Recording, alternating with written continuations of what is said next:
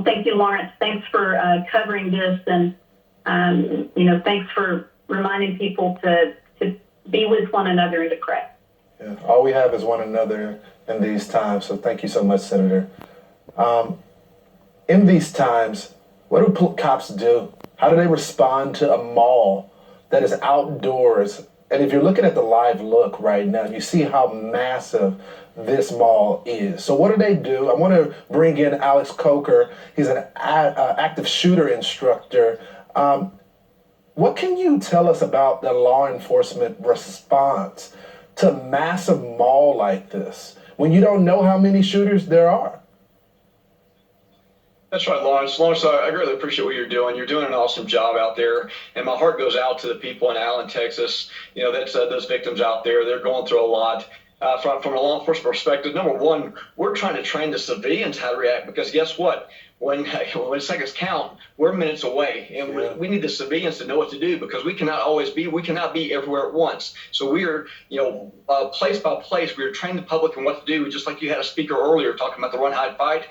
Just another acronym that from the Texas State University teaches the avoid, deny, defend, ADD. It's the same thing, just different acronym about teaching people to avoid at all costs. You cannot avoid, you deny, barricade. If you cannot barricade, then you're going to sit there and attack it all ways. You're going to do whatever it takes to get there. Does that make sense? It makes so much sense. So, obviously, this is happening all across the country. You may not be familiar with Allen, but it's a safe place. Low crime.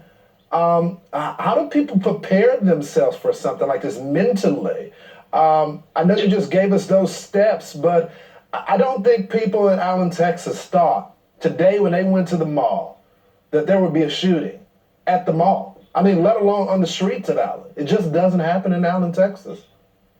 Yeah, Lawrence, active shooter situations don't have an RSVP timestamp on it. It happens anywhere, any place, whether it's on a plane, whether it's a Walmart, at a shopping mall, where it may be. You have to be able to react and to put that and print that in your head to run away like your life depends on it. It pays to be physically fit, because it might save your life. Number two, like I said, deny at all costs. Number three, be like a hornet. Just think hornet's nest. What do hornets do when they get stirred up? Hornet wants to build its nest away from everybody, wants to live in harmony, but when it gets stirred up by a little punk kid, guess what? It's not just one hornet. It's not just two hornets. It's everybody lottie-dottie attacking that one person and putting them down.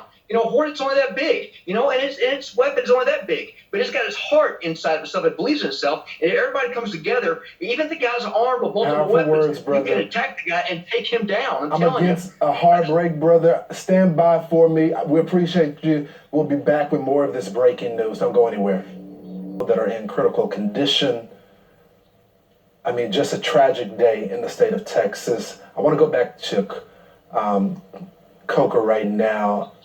We were talking about how to handle these active shooters and what to do, and no one plans for this. I want to talk about what we're dealing with in this country, because it's a reality right now. Every law enforcement official that I talk with tells me, ever since the pandemic, there is such anger in this country.